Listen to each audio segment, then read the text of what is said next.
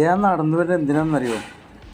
നമ്മുടെ തക്കാളി മരത്തിൽ ഒന്ന് രണ്ട് തക്കാളി ഉണ്ടായിട്ടുണ്ട്.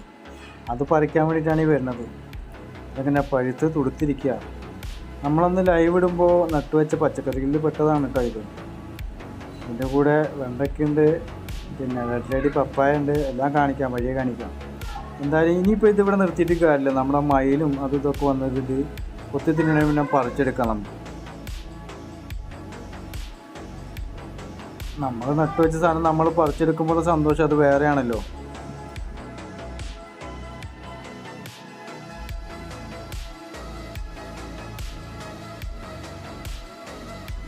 ഇതാണ് നമ്മുടെ റെഡ് ലേഡി പപ്പായ. പാകമായി വരുന്നുള്ളൂ, പഴുത്തിട്ടില്ല കേട്ടോ.